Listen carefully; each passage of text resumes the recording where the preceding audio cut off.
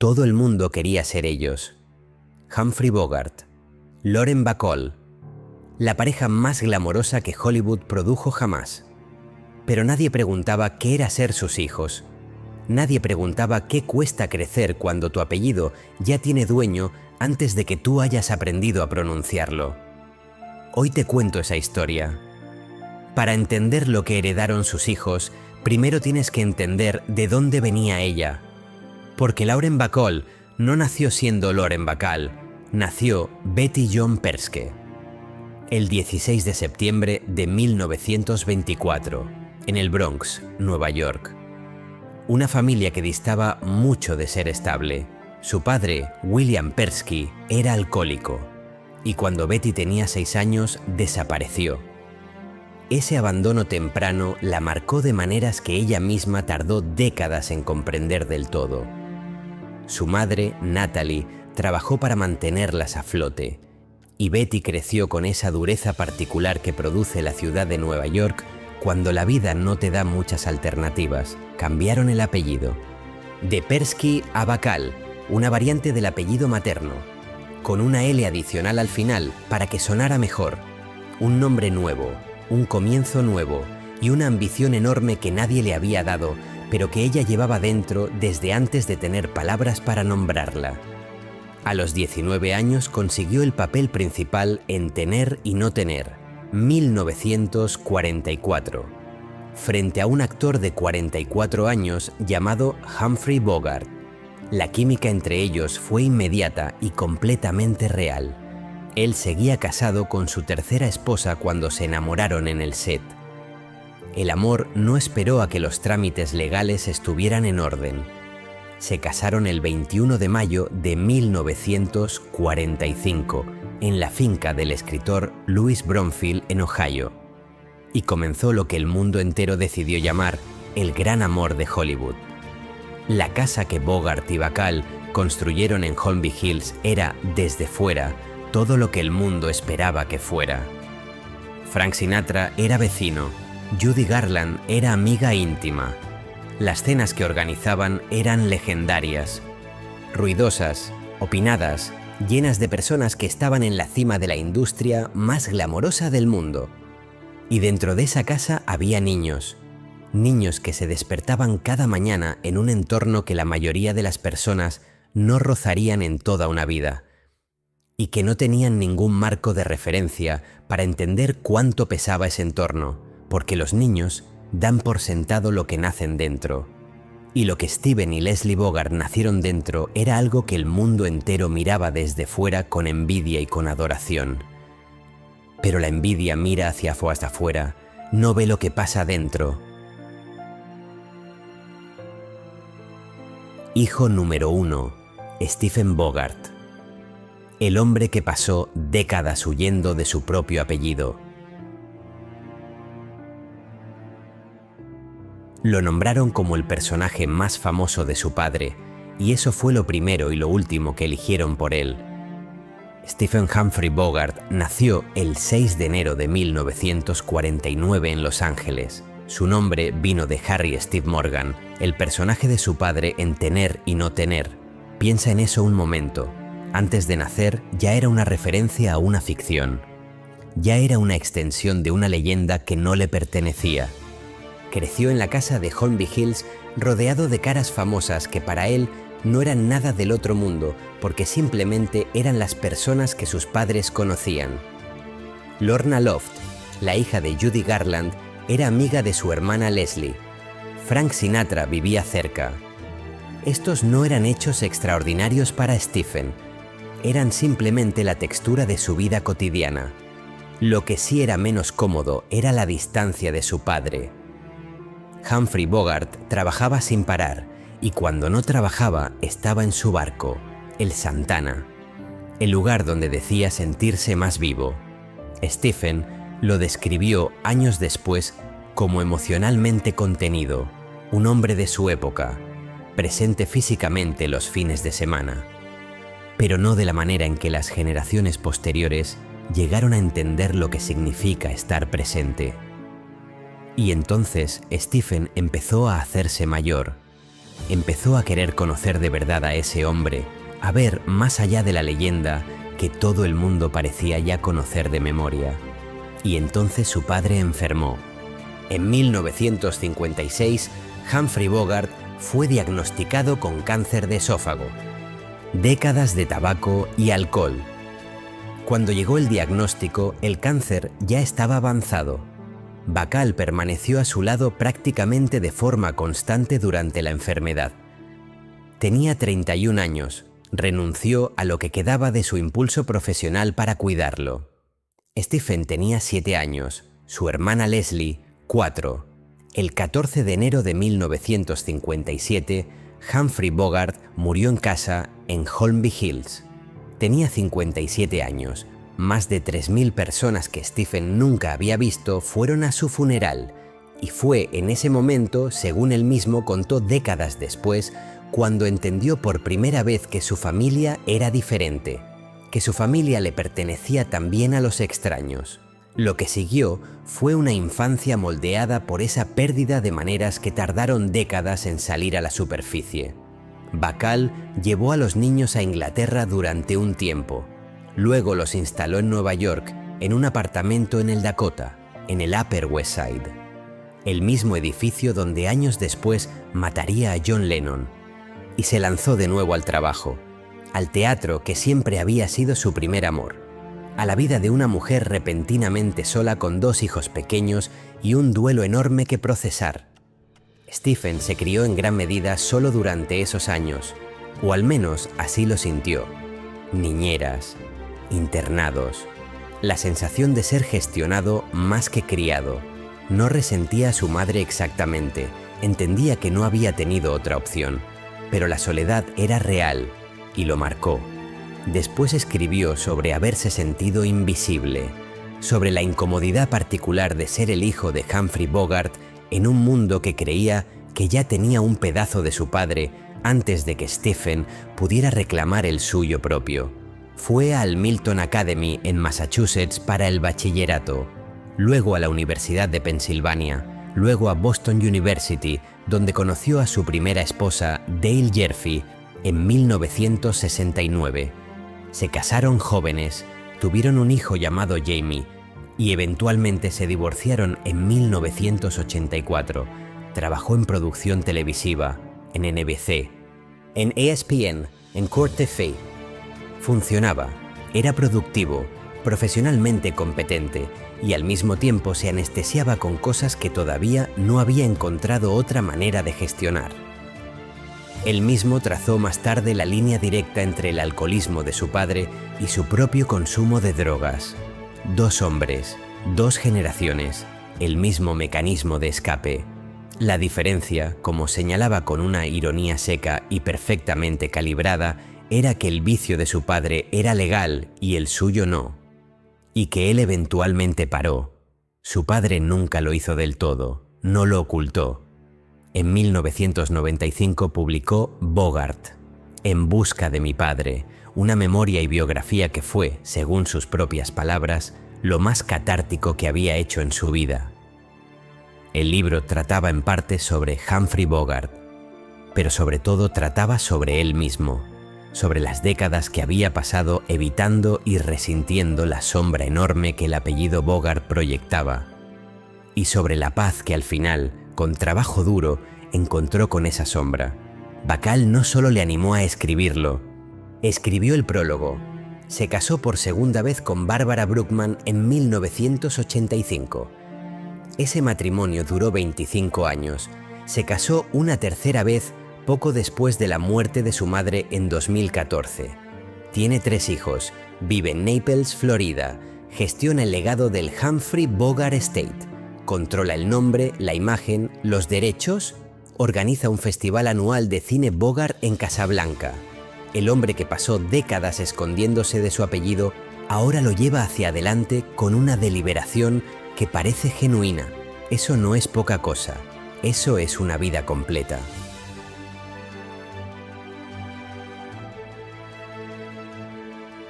Hija número 2, Leslie Bogart, la que encontró la paz más temprano y más lejos. La nombraron como el actor que salvó la carrera de su padre, y ella eligió salvar a personas de maneras completamente distintas. Leslie Howard Bogart nació el 23 de agosto de 1952 en Los Ángeles. Su nombre también era una deuda.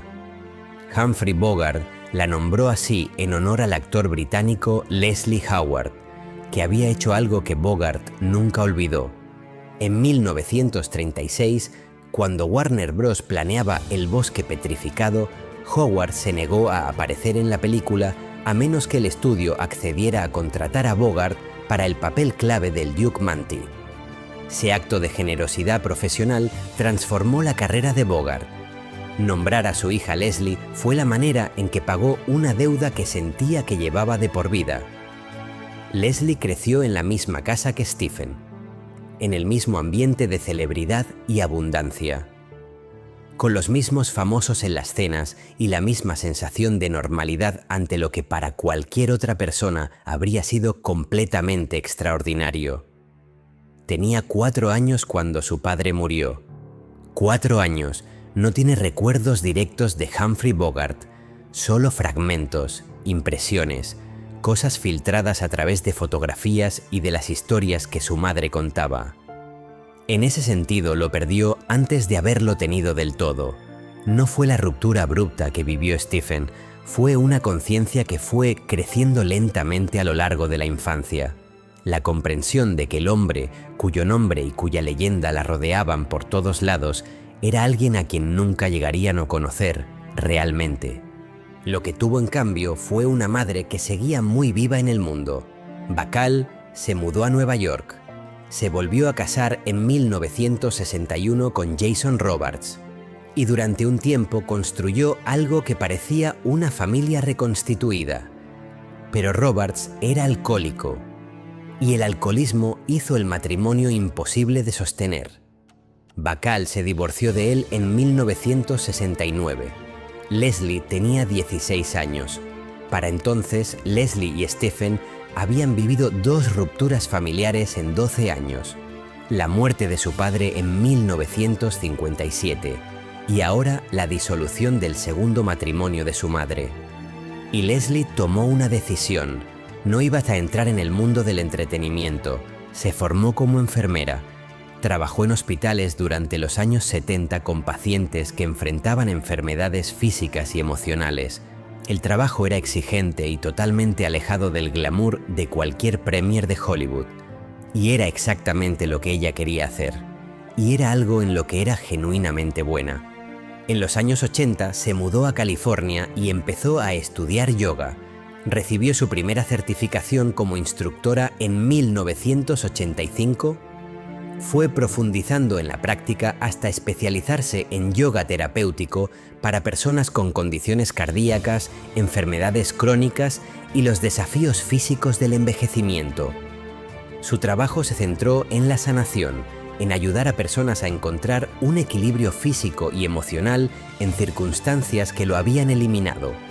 Cuando piensas en la infancia que vivió, esa elección tiene una lógica que se siente profundamente personal. Aunque ella nunca haya conectado los puntos explícitamente. En 1990 se casó con Eric Schiffman, un instructor de yoga considerado una de las figuras más serias y reflexivas del yoga americano. Llevan juntos más de 30 años, una vida estable, privada, construida a distancia limpia del peso del apellido familiar. No lo borró, no podía hacerlo y no lo intentó. Pero eligió un trabajo que era completamente suyo. Una pareja que venía de un mundo diferente, un nivel de privacidad que sus hermanos nunca lograron del todo. Escribió una pieza breve en Harper's Bazaar después de la muerte de Bacall en 2015, centrada en las joyas de su madre y en los recuerdos específicos ligados a cada pieza, un acto de duelo gentil y privado, completamente característico de quien es. De los 3 hijos, Leslie es la que construyó con más éxito una vida a distancia del peso del apellido familiar, no como renuncia, como elección. Antes de llegar a Sam, necesitas entender lo que vino antes de él.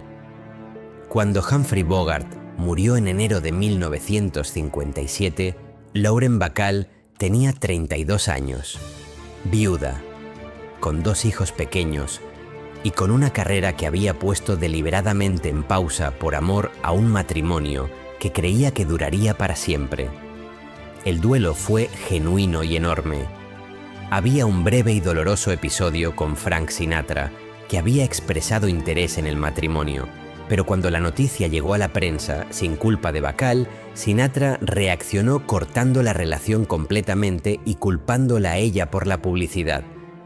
Fue una experiencia humillante y la dejó desconfiada del tipo particular de relación de celebridad donde la imagen pública importa más que el sentimiento privado. Regresó al teatro y entonces conoció a Jason Robards. En los años 50 y principios de los 60, Robards era considerado uno de los mejores actores teatrales de América.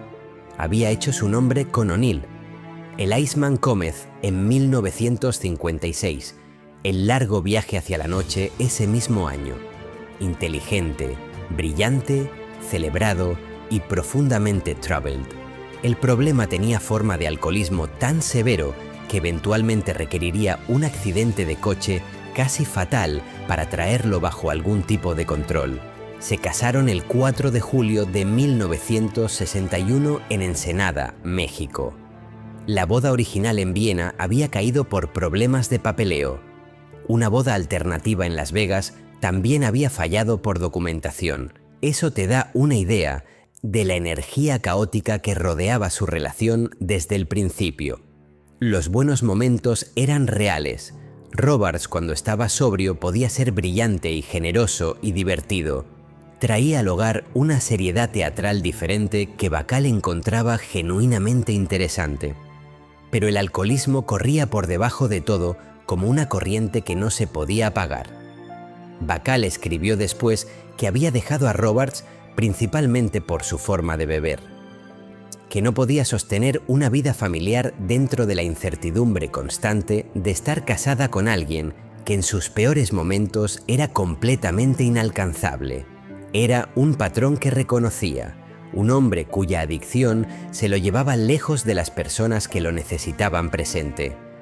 El divorcio se formalizó en 1969 y Sam, que tenía 7 años, vivía su primera ruptura familiar.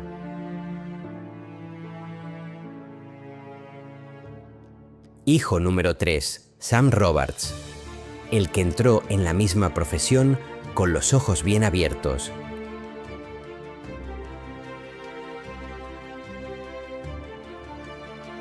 Heredó el talento de ambos y la valentía de elegir ese camino sabiendo exactamente lo que costaba. Sam Prideaux Robards nació el 16 de diciembre de 1961 en Nueva York, el único hijo de Lauren Bacall y Jason Robards. Y para cuando tuvo recuerdos claros de su familia, la familia ya estaba en proceso de disolverse. Tenía 7 años cuando sus padres se divorciaron en 1969. Casi exactamente la misma edad que había tenido Stephen cuando perdió a su padre 12 años antes. Circunstancias diferentes, pérdida diferente, pero una experiencia similar de crecer sin la versión completa de la familia en la que había nacido. Describió su infancia como algo cercano a criarse solo, no en el sentido de que fue literalmente abandonado, sino en el sentido de que la disponibilidad emocional de sus padres era intermitente de maneras que dejaban huecos significativos. El alcoholismo de su padre era el hecho central de sus primeros años. Jason Robards, en las garras de su adicción, era alguien genuinamente difícil de conocer o en quien confiar. Sam observó cómo el matrimonio de sus padres se disolvía a través de esa lente, y luego observó cómo su padre continuaba luchando en los años que siguieron. En 1972, Robards casi murió cuando su coche se salió de una carretera serpenteante de California y chocó contra la ladera de una montaña. El accidente requirió cirugía extensa y una reconstrucción significativa de su cara. Se entiende ampliamente que estuvo relacionado con su forma de beber, Lo que pasó después fue extraordinario. Robards se recuperó, genuina y permanentemente, y no lo hizo en silencio. Se convirtió en defensor público de la recuperación del alcoholismo. Habló abiertamente. Trabajó con organizaciones enfocadas en la concienciación y actuó junto a Sam en El largo viaje hacia la noche de Eugene O'Neill. Una obra que es en sí misma un retrato de una familia destruida por la adicción, escrita por un hombre que había vivido dentro de una. Piensa en eso, un padre y un hijo interpretando juntos esa obra específica, con el conocimiento de lo que su propia historia contenía. No se perdió en ninguno de los dos.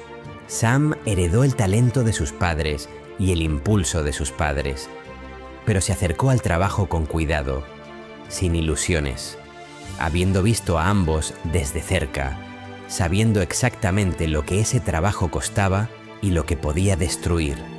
Sus padres le dejaron claro desde temprano que actuar era simplemente un trabajo, no un llamado glamoroso, no un derecho heredado, solo trabajo que requería disciplina y compromiso como cualquier otro. Asistió a la escuela americana en Londres durante un periodo en que su madre trabajaba en Europa. Luego volvió a Nueva York y asistió al Collegiate School. Se inscribió brevemente en Sarah Lawrence College, pero fue expulsado después de su primer año. Después se matriculó en el National Theatre Institute en el Eugene O'Neill Theatre Center en Connecticut en 1980. Formación formal para un talento que la necesitaba.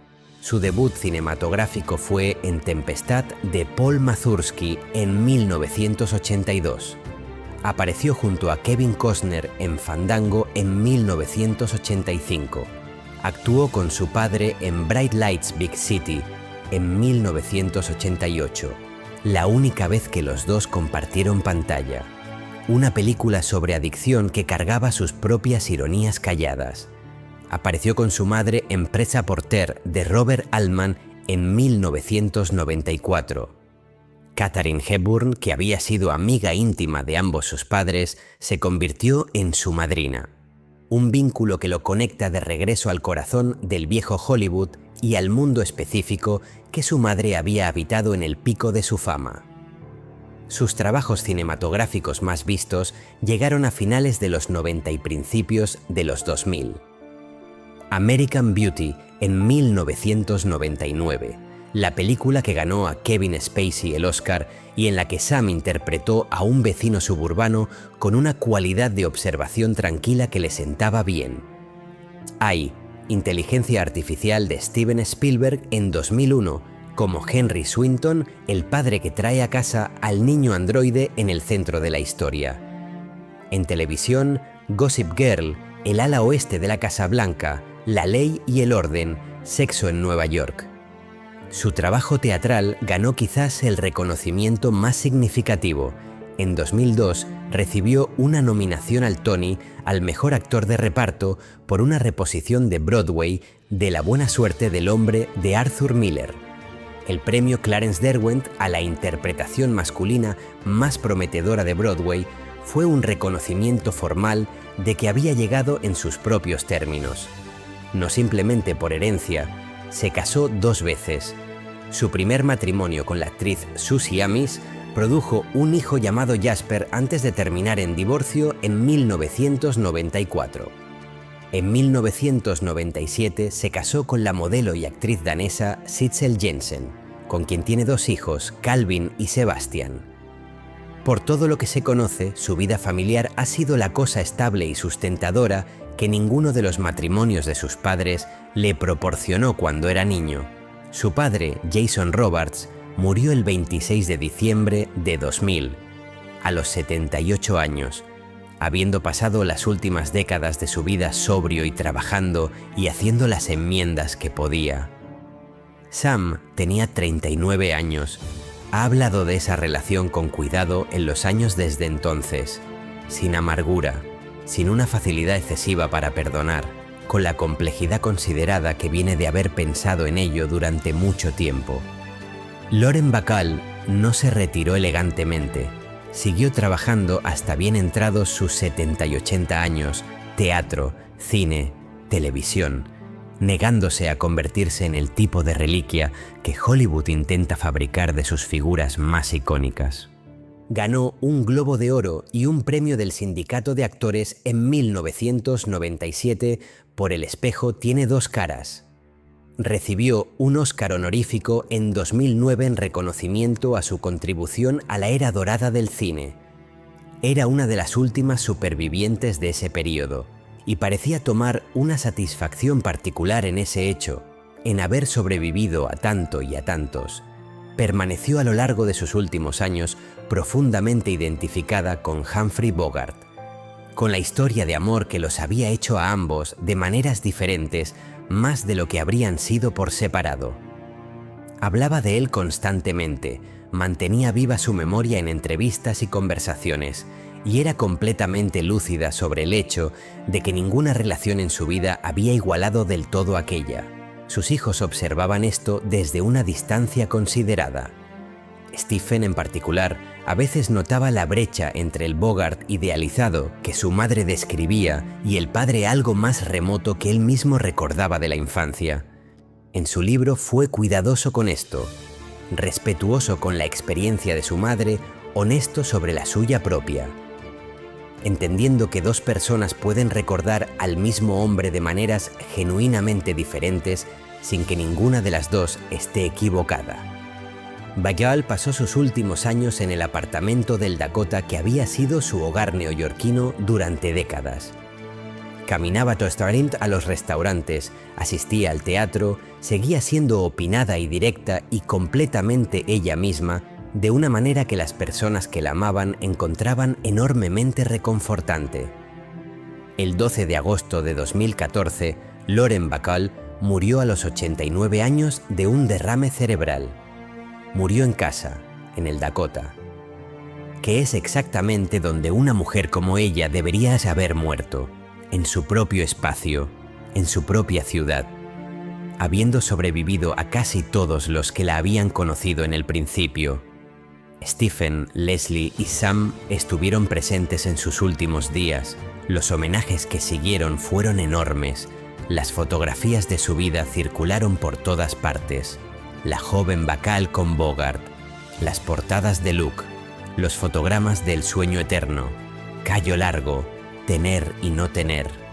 Y los tres hijos que dejó atrás absorbieron en silencio la pérdida de la mujer que había sido el tejido conectivo de su familia durante todo el tiempo que cualquiera de ellos podía recordar. Ella había sido la constante. A través de la muerte de Bogart, a través del matrimonio y divorcio de Robards, a través de las décadas de sus propias vidas adultas separadas. Con ella Ida eran lo que quedaba de algo que una vez había sido una de las familias más famosas del mundo. Lo que une a los tres no es exactamente tragedia en el sentido convencional. Ninguno murió joven, ninguno colapsó completamente bajo la presión de lo que habían heredado. Lo que los une es algo más difícil de nombrar. La experiencia particular de crecer en el absoluto centro de algo enorme y tener que descubrir quién eres con ese algo enorme siempre en el fondo, siempre proyectando su sombra, siempre significando algo para los extraños antes de significar algo para ti. El apellido Bogart, la voz de Bacall, las historias que todo el mundo ya creía conocer sobre el romance más famoso de la historia de Hollywood. El peso de ser los hijos de personas que se habían convertido en la imaginación pública en algo casi mitológico, no solo actores famosos, símbolos de una época y de un sentimiento que el mundo había decidido preservar en ámbar.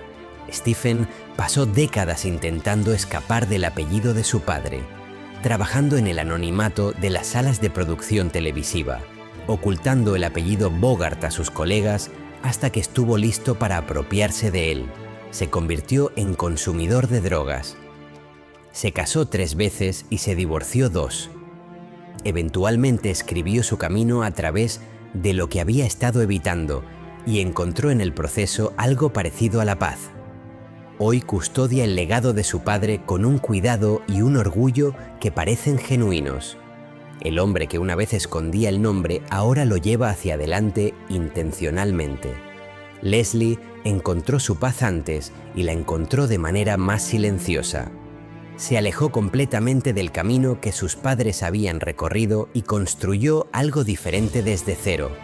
Enfermería, yoga, un matrimonio estable, una vida privada en California.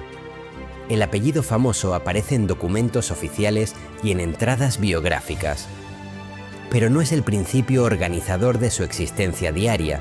Convirtió la capacidad de cuidar que debió desarrollar al observar cómo una familia gestionaba pérdidas en una verdadera vocación profesional, ayudando a personas en angustia física y emocional a encontrar alguna forma de equilibrio. La historia de Sam es quizás la más compleja de las tres, porque es el único que caminó hacia la misma profesión que sus padres habían ejercido, y lo hizo sabiendo exactamente lo que eso significaba y lo que costaba, habiendo observado a ambos desde muy cerca. Fue criado por una madre que era un ícono global y un padre que era tanto un artista brillante como un hombre cuya adicción lo hacía poco fiable y a veces aterrador. Navegó todo eso y construyó algo real, una carrera teatral seria, un cuerpo de trabajo cinematográfico y televisivo que se sostiene por sus propios méritos. Una familia que parece haberle dado la estabilidad que su infancia no tuvo. Ninguno de los tres eligió su punto de partida, ninguno tuvo ningún voto sobre el peso específico que les entregaron al nacer, el apellido Bogart, la voz Bacall, el talento y el tormento de Robards. La sombra del viejo Hollywood cayendo sobre todo lo que intentaron hacer y llegar a ser. Lo que hicieron con esas cosas es su propia historia, no exactamente una tragedia, pero tampoco una historia simple. Lauren Bacall le dejó al mundo un cuerpo de trabajo notable, películas que todavía aguantan, actuaciones que todavía exigen atención, una presencia que fue genuinamente única. Ese legado es real, es duradero, durará mucho tiempo. Pero también dejó atrás a 3 personas que tuvieron que vivir dentro de ese legado, que crecieron como los hijos de una de las parejas más famosas de la historia de Hollywood, que perdieron a sus padres pronto y de maneras diferentes, que lucharon y buscaron y eventualmente cada uno a su manera encontraron la versión de sí mismos con la que podían vivir. Stephen, ahora en sus mediados de los 70, sigue cuidando el patrimonio del padre que apenas conoció de niño y que llegó a entender de adulto. Lleva el nombre hacia adelante con una deliberación que parece muy diferente de los años que pasó escondiéndolo. Leslie, ahora en sus primeros 70, sigue enseñando yoga en California. Todavía casada con el mismo hombre con quien se casó en 1990. Todavía en gran medida fuera del foco de atención. Es, de los 3, la que construyó la vida más tranquila. Y quizás, al hacerlo, la más completa.